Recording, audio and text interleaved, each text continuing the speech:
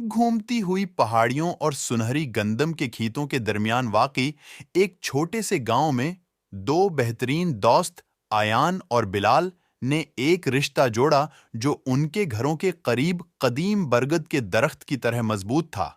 आयान अपनी शरारती मुस्कुराहट और कहानी सुनाने के शौक के साथ नीले दरवाजे के साथ घर में रहता था। बिलाल अपनी मुतजस्सिस नजरों और इमारत साजी के हुनर के साथ सरख शटरों के साथ घर में मूची रास्ते के बिल्कुल पार रहता था।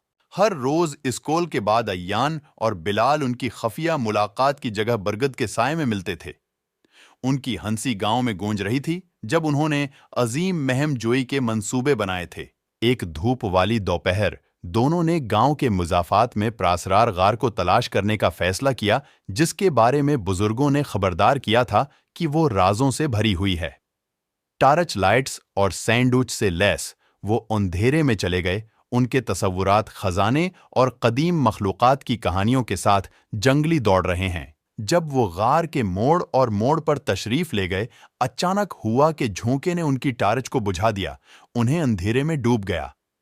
खौफ हिम्मत में बदल गया जब लड़कों ने रास्ता रोशन करने के लिए अपनी दोस्ती पर भरोसा करते हुए एक दूसरे का हाथ थाम लिया। एक पोशीदा चैम्बर की मध्यम रोशनी में उन्होंने रंग बिरंगे क्रिस्टल का एक मजमुआ दरियाफत किया जो सितारों की तरह चमकता था। जब उन्होंने क्रिस्टल इकट्ठे किए तो जोश ने हुआ भर दी। इस बात पर यकीन किया कि वो जादू के टुकड़े पकड़े हुए हैं। इनकी दरियाफत की बात गांव में फैल गई और जल्द ही अय्यान और बिलाल मकामी हीरो बन गए। उनका ख्याल था कि क्रिस्टल हर उस शख्स के लिए खुशकिस्मती और खुशहाली लाते हैं जो उनके पास होते हैं। जैसे जैसे साल गुजरते गए, अय्यान और बिलाल की दोस्ती मजीद मजबूत होती गई। उन्होंने चैलेंजों का सामना किया, फतह का जश्न मनाया और बरगद के दरख्त में ऊंचा एक टरी हाउस बनाया जो उनके पाईदार बंधन की अलामत है।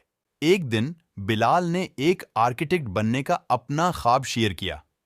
ऐसे ढांचे डिजाइन किए जो वक्त की कसौटी पर खड़े हों। अय्यान हमेशा कहानी सुनाने वाला एक मुसन्नफ बनने का ख्वाब देखता था, अपनी महम जोई के जादू को दुनिया के पढ़ने के लिए कहानियों में कैद करता था। और यूं कदीम बरगद के दरख्त के साए तले अय्यान और बिलाल ख्वाब देखते रहे।